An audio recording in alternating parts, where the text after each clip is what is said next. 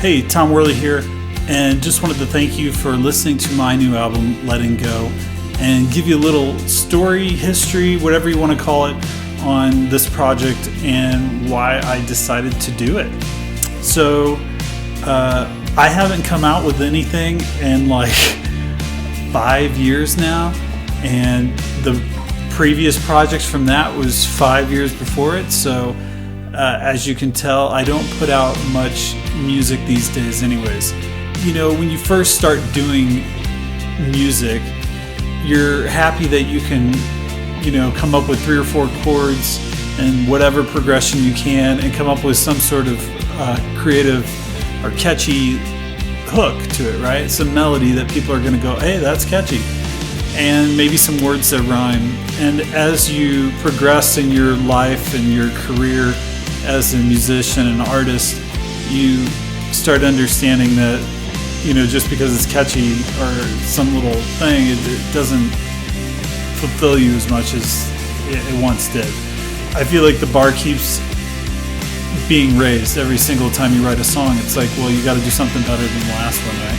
Because I can only speak for myself.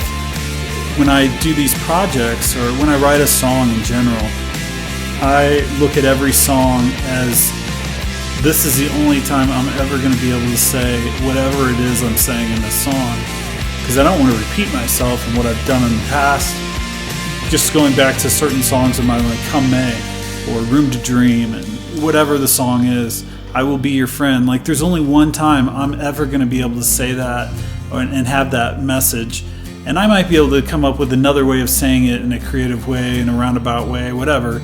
But that, this show's over, or whatever it is, I can only do that one time. And so every time I write a song, that is my mindset. Like, this is the only time I am ever going to say this. And it's normally, most of my songs come from true experiences and things that I've lived. And so when I try to write those down, I'm like, this is how I want to remember it. This is the way I want to portray this to the person that this is for, or, this is the person that inspired me, however you want to word that.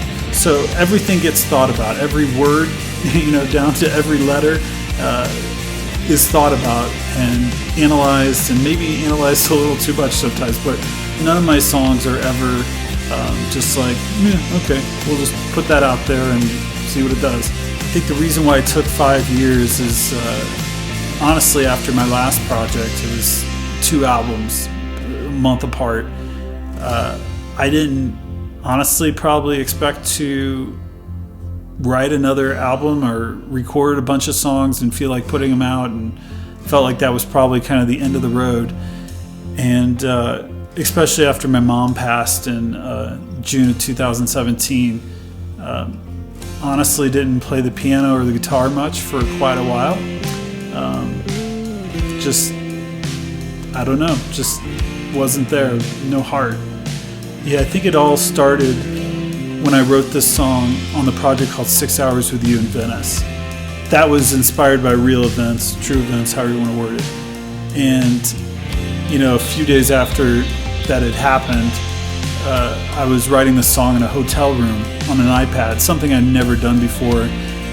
And after I recorded a demo of it, I was so unsure of like what to do with it, and if it was any good, if it was worth even giving to the person that I wrote it for. And I sent it to one person, and I was just like, hey dude, can you listen to this and just tell me what you think? Like, just be as hard as you need to be, just give it to me. He wrote back saying how he thought it was a great song. A month later, after that or so, I wrote Hold Space for Me. And I think after that song, I think that's when it really, popped in my mind that, hey, you can still write songs, Tom. Like, this is something you have. Like, don't deny it, I guess, And I honestly wasn't thinking, okay, you got 2 songs, Tom, go record a whole album. That was never my intention. But then as time just went on, and, I write a song here, write a song there, and then started pulling some songs out that were old songs. And I feel like every project that I've done, it's basically like I'm in this season of life. And that project tells the story of that season. Up until just a few days ago, I was like, man, what do I call this project?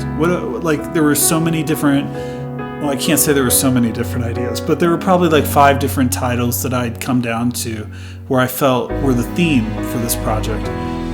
And maybe I chose the most generic, but I felt it's honestly just really what is almost the core of every one of these songs, and that's letting go. And I've talked about it before, but that is something I struggle with. Letting go is something that I know is one of my weaknesses, and I don't know how you get better at doing it, and I don't know if I want it to be something that I'm better at. I don't want to be numb. I don't want to be apathetic. I want to be aware and realize when I do need to let people go or things go in my life instead of holding on to them. And that's something I'm still learning how to do. But looking through all these songs, like I said, it just, to me, when I listen to them, I'm like, that's the theme. That's what this project is going to be called. And so this was a labor of love. I never intended to put this out so quickly. I thought that I would get all of the summer of 2020 to work on this.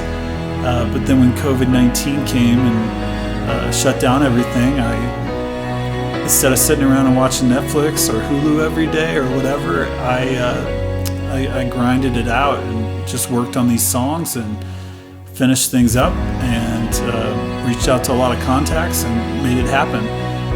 So go check out the new album, Letting Go, if you can. It's available on Amazon, Apple, Spotify. Who even listens on Amazon? But it's available everywhere music is available, and it'd mean the world to me if you checked it out. And hopefully you like it. And if you do, feel free to spread the word, share it with your friends, family, and enjoy the new album, Letting Go.